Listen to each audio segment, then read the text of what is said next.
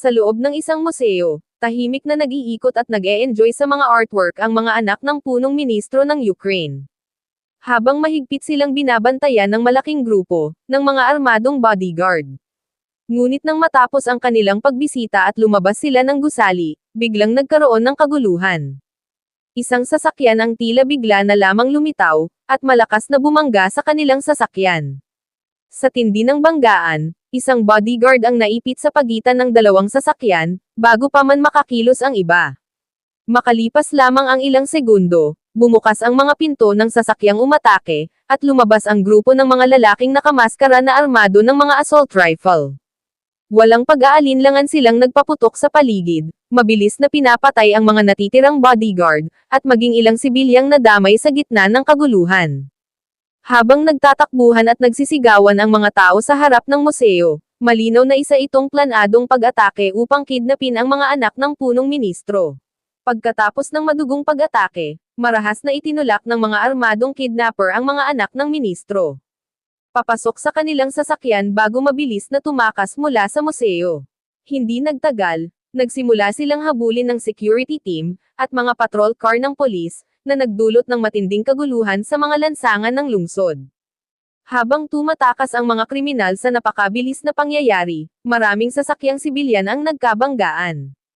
At naitulak palabas ng kalsada, dahilan ng sunod-sunod na aksidente at pagkawasak sa paligid. Sa gitna ng habulan, isa sa mga kidnapper ang lumabas ng bintana, at walang habas na nagpaputok. Dahilan upang mawalan ng kontrol, at tumaob ang ilan sa mga sasakyan ng security team. May isang opisyal na nagawang mag-counter ng putok, at tinamaan ang kidnapper sa braso, ngunit tila hindi ito nakakaramdam ng sakit o takot. Agad niyang binaril pabalik ang opisyal, na naging dahilan upang bumangga, at mag-crash din ang patrol car nito. Sa loob ng getaway vehicle, nagsisigawan sa takot ang magkapatid. Habang patuloy na humaharurot ang sasakyan sa kahabaan ng highway, at mapanganib na mga pagliko sa kalsada. Kalaunan, nakarating sila sa isang police checkpoint na may harang sa daan, sa unang tingin ay tila doon na matatapos ang pagtakas nila. Ngunit habang walang tigil ang pagpaputok ng mga pulis, mabilis na umatras ang sasakyan ng mga kriminal upang umiwas.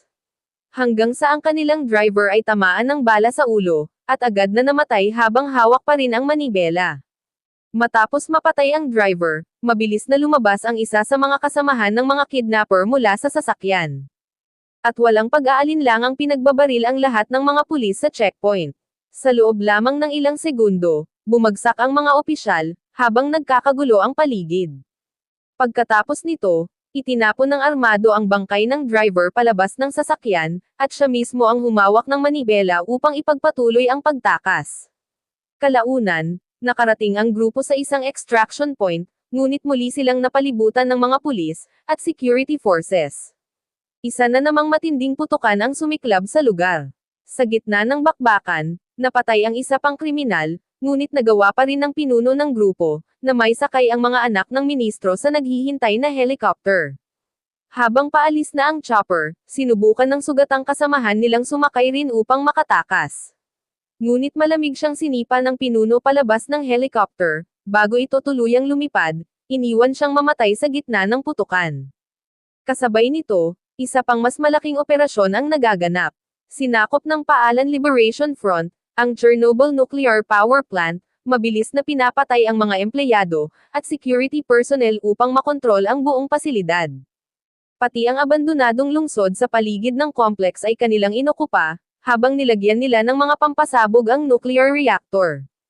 Ang detonator ay itinakda sa loob ng 72 hours, nagbabantang magdulot ng napakalaking sakuna. Pagkatapos nito, nag-record si General Topov ng mensahe para sa punong ministro ng Ukraine. Sa kanyang video, nagbanta siyang pasasabugan ang planta, kung hindi palalayain ang 227 political prisoners, at kung hindi kikilalanan ang ganap na kalayaan ng Paalan. Binalaan din niya ang gobyerno na kapag hindi sinunod ang kanilang kahilingan, papatayin nila ang mga anak ng ministro na kanilang kinidnap. Samantala, sa isang lihim na laboratorio, sinabi ni Dr. Cullen na handa na ang kanyang pasilidad para sa pagdating ng team. Nang dumating ang helicopter, agad niyang sinuri ang sugatang kidnapper, Nagtatanong ng iba't ibang bagay upang suriin ang mental state nito, habang walang emosyon itong sumasagot. Sa pagsusuri, napag-alaman ni Cullen na tinamaan ang lalaki ng maraming bala sa habulan, ngunit tila wala itong nararamdamang sakit o kahit takot.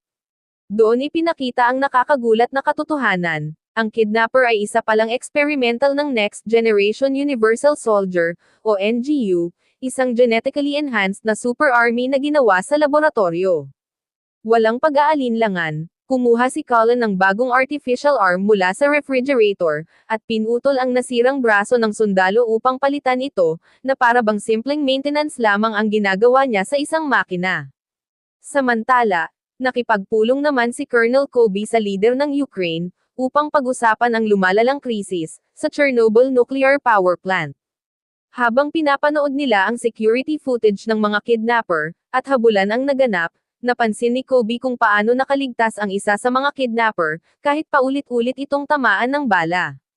Dahil dito, naalala niya ang isang lihim na super soldier project ng Amerika, na isinara 5 taon na ang nakalipas. Isang programang may kakayahang lumikha ng halos hindi namamatay na mga army. Dahil napagtanto nilang gumagamit ang kalaban ng mga experimental na super soldiers, naniwala sina Colonel Kobe at si Dr. Porter. Nakakailanganin nila ng kaparehong lakas, upang magkaroon ng pag-asang mapigilan ang banta. Sa isang lihim na military storage facility sa Virginia, binuksan ni Dr. Porter ang isang matagal nang nakasarang pasilidad, kung saan naka-cryo-freeze ang huling 4 na Universal Soldiers. Sa loob ng malamig at madilim na storage chamber, makikitang nakahiga ang mga sundalo sa mga pod, na tila matagal nang walang buhay. Dahil sa emergency, sa Chernobyl nuclear power plant, agad niyang inutusan ang kanyang team na buhayin ang mga natutulog na sundalo, upang ihanda sila para sa bagong misyon. Nang gabing iyon, nagtipon ang mga tropa sa Joint Forces Command Center, malapit sa Chernobyl upang pagplanuhan ang operasyon laban sa Paalan Liberation Front, at sa kanilang NGU super soldiers. Ipinaliwanag ni Dr. Porter sa mga sundalo, ang kasaysayan ng Universal Soldier Program. Isang lihim na eksperimento na gumagamit ng nitrogen-based gas, at pituitary augmentation, upang buhayin muli ang mga patay na sundalo, at gawing mas malakas, mas mabilis, at halos walang pakiramdam sa sakit. Ayon kay Porter, ang mga Universal Soldiers ay ginawa upang maging perpektong mandirigma. Kayang sumunod sa utos ng walang emosyon, at kayang tiisin ang matinding pinsala, na ikamamatay ng normal na tao. Ipinaliwanag ni Dr. Porter na mas lalo pang pinahusay ang Universal Soldiers, upang maging mas mabilis, mas malakas, at kayang e-program, o burahin ang alaala kung kinakailangan. Bagamat maaari silang masugatan o pahirapan, halos wala silang kakayahang makaramdam ng sakit, dahilan upang maging napakadelikado nila sa labanan. Ngunit 5 taon bago ang kasalukuyang krisis, binigay ni Porter ang proyekto kay Dr. Cullen, na nagdala sa eksperimento sa mas mapanganib na antas, gamit ang gene therapy at cloning research. Mula rito isinilang ang Next Generation Universal Soldiers, o NGUs, mga super army, na halos imposible ng pigilan, at mas brutal kaysa sa naunang bersyon. Ayon kay Porter, dumating sa punto na nawalan ng kontrol ang proyekto, matapos paslangin ng mga NGU, ang 12 empleyado sa isang gusali ng gobyerno, sa isang marahas na insidente. Dahil dito, tuluyang isinara ang programa. Gayunpaman, isang araw ay may nagnakaw ng isa sa mga NGU unit, mula sa pasilidad. Naniniwala silang si Dr. Cullen mismo ang responsable, matapos niyang talikuran ang militar at maging mercenary scientist, o gun for hire sa silangang Europa. Dahil dito, ipinaalam sa mga tropa na haharap sila ngayon sa NGU ni Cullen, gamit ang 4 na natitirang Universal Soldiers, na kasalukuyang ginigising mula sa cryo-freeze. Noong una ay 5 ang kanilang units, ngunit ang ika-5 sundalo ay wala sa operasyon, dahil sumasailalim ito sa behavioral therapy sa Switzerland. Bilang bahagi ng isang pribadong programang sumusubok, na ibalik siya sa normal na lipunan. Isang pribadong programa sa Switzerland, ang nagsisikap na muling ipakilala sa normal na lipunan, ang ika-5 Universal Soldier. Doon, si Luke ay regular na umiinom ng gamot, bago ang kanyang therapy session kasama si Dr. Sandra. Bagamat wala siyang maalala tungkol sa kanyang nakaraan, malinaw na dinadala pa rin niya ang guilt, at kahihiyan sa mga ginawa niya bilang isang killing machine. Pagkatapos ng therapy, pumunta sila sa isang restaurant, upang subukang masanay si Luke sa normal na buhay. Ngunit habang nasa loob sila, napansin ni Luke ang isang lalaki may itinatanong sa waitress, at itinuro naman ng babae si Luke bilang sagot. Sa mismong sandaling lumapit ang lalaki, tila may na-trigger sa isip ni Luke. Bigla niya itong inatake at brutal na binugbog, sinisira ang mga mesa at gamit sa restaurant, habang hindi mapigilan ang kanyang sobrang lakas. Paulit-ulit siyang pinakiusapan ni Dr. Sandra na huminto, ngunit walang epekto ang kanyang mga pakiusap. Sa huli, napilitan siyang harangan si Luke ng pisikal, upang mapatahimik ito bago pa dumating ang mga pulis. Samantala, sa Chernobyl Nuclear Power Plant, pinilit ni General Topov si Dr. Cullen, na lagyan ng microchips ang kanyang mga tauhan, upang maiwasang atakihin sila ng NGU sa gitna ng operasyon.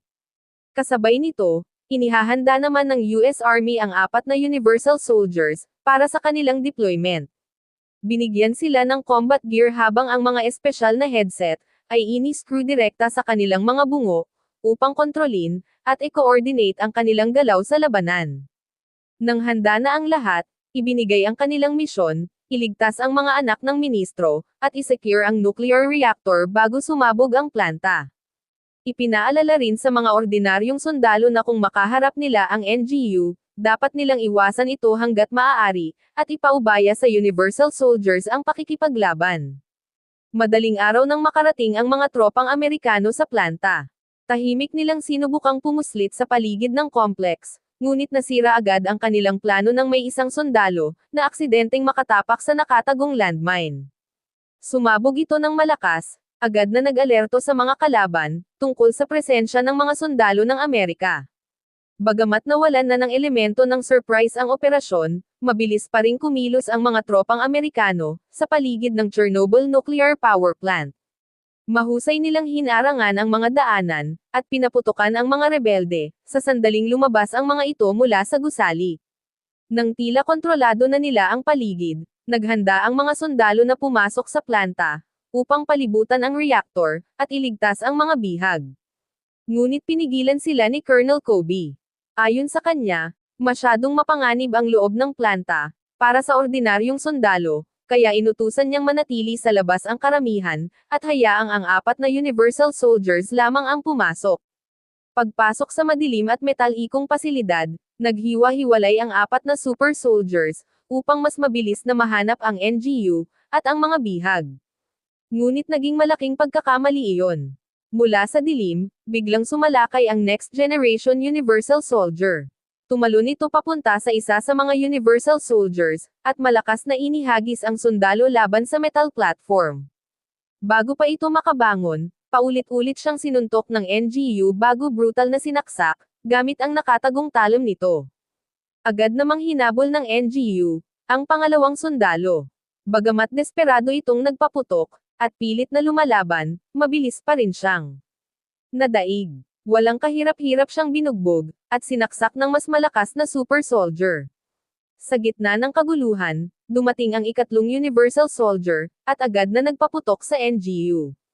Dahil dito, mabilis na umatras, at umakyat ang NGU sa mas mataas na bahagi ng planta, gamit ang bilis at liksi nito upang umiwas sa putok, habang patuloy na naghahanap ng pagkakataong umatake muli.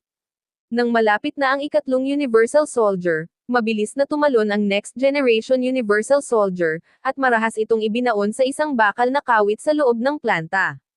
Ang 4 na Universal Soldier naman, ay desperadong lumilingon sa paligid, habang nagpapaputok sa tuwing masisilayan niya si NGU, ngunit napakabilis nitong kumilos upang tamaan. Dahil naubos ang kanyang bala, napilitan ang sundalo na makipaglaban gamit ang kamay. Hindi tulad ng iba niyang kasamahan, nakapagbigay siya ng ilang suntok, at bahagyang nakalaban. Ngunit mas mabilis, at mas malakas pa rin ang NGU. Mabilis siyang nadaig, at walang awa na sinakal hanggang sa tuluyan siyang mamatay. Sa labas ng planta, sinubukan ni Colonel Kobe na utusan ang mga normal na sundalo na umatras, ngunit hindi na nakarating ang mensahe sa gitna ng kaguluhan. Mag-isang sinalakay ng NGU, Ang mga tropa habang kalmadong naglalakad sa gitna ng putukan, tila walang epekto rito ang mga bala. Isa-isa niyang pinatay ang mga sundalo sa loob lamang ng ilang segundo, at ang mga natitirang survivor ay brutal niyang binugbog kapag nahuhuli niya. Nakagawa si Bert na makatakas, at natuklasan niyang sugatan ang kanilang general. Habang sinusubukan niyang tumawag ng rescue mula sa command center, inutusan siya ng general na tumakas kasama ang isa pang sugatang sundalo na buhay pa. Nang papalapit na muli ang NGU, naghagis ang general ng granada upang pigilan ito. Tinamaan ng pagsabog ang NGU at pansamantala itong bumagsak, ngunit mabilis din itong nakabangon, at nagpatuloy sa paghabol. Agad na sumakay sina Burke, at ang survivor sa isang truck at mabilis na tumakas. Naghanda ang NGU na pasabugan ang sasakyan, ngunit pinigilan siya ng kanyang sariling mga kasamahan. Dahil ang implanted chip, ay pumipigil sa kanya na huwag umatake sa sarili niyang team. Sa command center, galit na galit si Burke kina Kobe at Dr. Porter, dahil sa pagpapadala sa kanila sa isang laban na halos imposible. Naniniwala siyang baka may tsansa silang mapatay ang NGU, kung pinayagan lamang silang lumaban ng buo. Ngunit ipinaliwanag ni Porter na hindi sapat ang ordinaryong armas, laban sa naturang super soldier. Bago pa lumala ang pagtatalo, isang napakalaking pagsabog ang nakita nila sa malayo. Dahil dito, nagmadaling pumunta si Kobe sa opisina, at pinanood ang video message ni General Topoff. Sa video, ipinahayag ni Topoff na pinasabog niya ang isa sa mga explosive charges, bilang parusa sa pag-atake ng hukbong Amerikano. Pagkatapos, kinausap niya ang mga anak ng ministro, at sinabing nasa kamay ng kanilang ama ang kapalaran ng lahat. Ngunit matapang na sinabi ng anak na babae, na mas gugustuhin niyang mamatay kaysa makita ang kanyang ama, na sumuko sa mga terorista. Tinukso naman ni Dr. Cullen si Topoff, ipinagmamalaking siya talaga ang may kontrol sa operasyon, dahil sa kanyang mga super soldiers. Ngunit agad siyang pinatahimik ni Topoff, at pinaalalahanang sundin lamang ang kanyang utos. Samantala, sa Switzerland, nakatulog si Luke sa harap ng telebisyon. Biglang may bumasag sa kanyang bintana, at naghagis ng gas grenade sa loob ng bahay, bago sumugod ang isang grupo ng armadong lalaki. Agad silang nilabanan ni Luke, at nagawa niyang pabagsakin ang ilan, ngunit kalaunan ay napigilan siya ng grupo, hanggang mawalan siya ng malay dahil sa gas. Pagkagising niya, natagpuan niya ang sarili na nakatali sa isang upuan sa command center. Ipinaliwanag ni Porter na alam ito ni Dr. Sandra, at sinubukan siyang pakalmayan, sa pagsasabing kakampi nila siya. Matapos suriin ang kanyang mental state, tinurukan si Luke ng espesyal na serum, at isinailalim sa serye ng tests. Bagamat nag-aalala si Sandra dahil dumaan si Luke sa hormonal therapy, pinilit pa rin nilang ibalik ang kanyang combat abilities. Kalaunan, binigyan siya ng baril upang subukan ang kanyang reflexes, at perpekto niyang natamaan ang target. Patunay na bumabalik na ang kanyang instinct, bilang universal soldier. Habang iyon ay nangyayari, pinag-aaralan ni Kobe at Burke ang aerial images ng planta. Napansin ni Burke ang isang sistema ng tubo, na maaaring gamiting lihim na daanan papasok sa reactor area. Pinayagan siya ni Kobe na magsagawa ng recon mission, ngunit mahigpit na inutusang iwasan si NGU sa lahat ng pagkakataon. Maingat na pumasok si Burke sa paligid ng planta, tahimik na pinapatay ang mga gwardya, nang walang ingay bago tuluyang makapasok sa mga tubo. Pagdating niya sa reactor, nag-install siya ng camera upang masuri ng command center ang explosives. Bagamat gusto niyang i-disarm agad ang bomba, inutusan siyang unahin ang pagsagip sa mga bata. Habang palihim siyang gumagalaw sa loob ng planta, ginagamit ng technician ang mga boses na nasa agap ng kanyang mikropono, upang tulungan siyang mag-navigate sa gusali. Samantala, tumanggi ang punong ministro, na makipagkasundo sa mga terorista. Galit na galit naman ang kanyang asawa, at sinisi siya sa paglagay sa panganib ng kanilang mga anak. Sa huli, gumawa ang ministro ng televised announcement, na handa siyang palayain ang 100 bilanggo. Kapalit ng pagpatay sa detonator, at makikipag-usap pa para sa natitirang bilanggo, kapalit ng kanyang mga anak. Sa planta, ipinagdiwang ni Topoff ang tagumpay, at pansamantalang pinatay ang detonator. Ngunit sa lihim na laboratorio, sawa na si Cullen na kontrolin siya ng mga rebelde. Dahil dito, nilabas niya ang kanyang tunay na secret weapon, isang clone ni Andrew, isa sa mga orihinal na Universal Soldiers, na dating pinatay dahil sa pagiging psychopath. Nang sabihin ni Top Off na tapos na ang kanilang operasyon, biglang lumitaw si Andrew. Walang epekto rito ang mga bala ni Top Off, at sa loob lamang ng ilang segundo ay brutal siyang pinatay ni Andrew. Pagkatapos nito, hinarap naman ni Andrew si Cullen. Sa takot, sinubukan ni Cullen na utusan siya, ngunit hindi ito sumunod. Sa halip, hinawakan ni Andrew ang kanyang ulo, at dinurog ito hanggang sa mamatay din ang doktor. Pagkaalis ng assistant ni Cullen matapos makita ang mga bangkay, ginamit ni Andrew ang kutsilyo upang alisin ang control chip mula sa kanyang ulo. Kasabay nito, ginamit ni Burke at ng magkapatid ang kaguluhan upang makatakas mula sa gusali. Ngunit sa mismong sandaling iyon, muling inactivate ni Andrew ang detonator. Isang bagay na agad na nakita ng US Army dahil sa kamera ni Burke. Dahil dito, inutusan ni Kobe si Sandra na tapusin agad ang treatment ni Luke, at ihanda siya para sa labanan, kahit hindi pa lubusang ligtas ang proseso. Nang ibigay ni Dr. Sandra kay Luke ang huling injection, biglang bumalik ang lahat ng alaala niya bilang Universal Soldier. Agad niyang binalaan si Sandra, na umalis dahil maaaring hindi naligtas para sa kanya ang manatili roon. Ngunit tumanggi siyang iwan si Luke at piniling manatili upang suportahan siya. Ilang segundo ring nang inag ng marahas ang katawan ni Luke, bago siya tuluyang kumalma. Pagkatapos, niyakap niya si Sandra ng napakahigpit, halos masaktan ito sa sobrang lakas, bago niya ito dahan-daang binitawan. Dahil sa takot na nawalan na ng kontrol si Luke, isang doktor ang sumugod upang pigilan siya, ngunit mabilis lamang siyang pinatumba ni Luke. Nang dumating sina Colonel Kobe at Dr. Porter, hindi na sila pinansin ni Luke. Kumuha lamang siya ng armas, at agad na nagtungo sa Chernobyl Nuclear Power Plant. Pagdating niya roon, tumakbo siya sa open field habang walang tigil na nagpapaputok. Pinapatay ang bawat armadong kalaban na madaanan niya, kahit paulit-ulit siyang tamaan ng bala. May isang rebelde na nagawang sagasaan siya gamit ang jeep, ngunit mabilis na nakabangon si Luke. At agad na pinatay ang parehong sakay ng sasakyan, dahilan upang bumangga ito. Dahil sa ingay, mas marami pang kalaban ang dumating, ngunit isa-isa silang pinatay ni Luke, habang pumapasok siya sa gusali. Nang maubusan siya ng bala, gumamit siya ng kutsilyo, at walang kahirap-hirap na pinaslang ang mga rebelde sa hand-to-hand combat. May isang lalaki pa nga na mas piniling tumalon palabas ng bintana kaysa harapin siya. Samantala, natuklasan ng Next Generation Universal Soldier, ang mga bangkay ni na General Top-Off at Dr. Cullen. Dahil dito, hinanap niya ang pumatay sa kanila. Natagpuan niya si Burke, na agad pinatakbo ang mga bata, habang nagpapaputok upang pigilan ang NGU. Bagamat mahusay na mandirigma si Burke, at nagawang tumagal sa laban, hindi pa rin siya sapat laban sa isang super soldier. Kalaunan, hinawakan siya ng NGU sa pader, at brutal siyang sinaksak hanggang sa mamatay.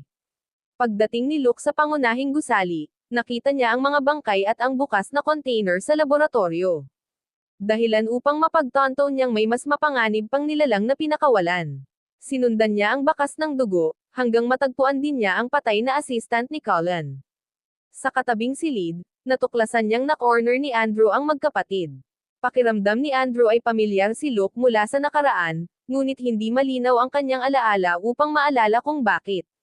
Nang tangkain niyang atakihin ang mga bata, mabilis siyang sinipa ni Luke, na nagbigay ng pagkakataon upang makatakas ang magkapatid. Agad na nagsimula ang brutal na labanan ng dalawang super soldiers. Naghahagisan sila sa buong silid, winawasak ang mga kagamitan, mga pader, at maging ang hagdan habang nagpapalitan ng malalakas na suntok. Kalaunan ay nahulog pa sila sa bintana habang nagpapatuloy ang laban. Nang subukan ni Andrew na tapusin si Luke, kumuha si Luke ng metal pipe, at ibinaon ito sa ulo ni Andrew. Ngunit kahit ganoon, buhay pa rin si Andrew. Kaya kumuha si Luke ng baril mula sa bangkay ng isang rebelde, isinaksak ito sa metal pipe, at pinaputok upang tuluyang pasabugan ang ulo ni Andrew. Matapos ang laban, sobrang hina na ni Luke kaya tinurukan niya ang sarili ng emergency serum, na magbibigay lamang sa kanya ng 20 minutong lakas. Natagpuan niya ang mga bata at sinubukang iligtas sila, ngunit muling sumulpat ang NGU, at mabilis siyang pinabagsak. Habang hinahabol ng NGU ang magkapatid, muli itong hinarang ni Luke. Nang mapagtanto ng NGU na hindi susuko si Luke, pumayag itong harapin siya ng direkta. Sa simula ng laban, tila lamang ang NGU at paulit-ulit nitong sinaksak, at nilaslas ang leeg ni Luke, hindi alam na isa rin itong halos hindi mapatay na super soldier. Kahit sugatan, patuloy pa ring lumaban si Luke. Sa huli, kumuha siya ng bakal na pamalo at ibinaon ito sa leeg ng NGU, upang pansamantala itong mapahinto. Mabilis niyang pinatakbo ang mga bata papunta sa reactor area, ngunit muling sumulpat ang NGU, habang ilang minuto na lamang ang natitira bago sumabog ang planta. Dahil dito, nakipaglaban muli si Luke upang ma-distract ito habang papalapit sila sa explosives.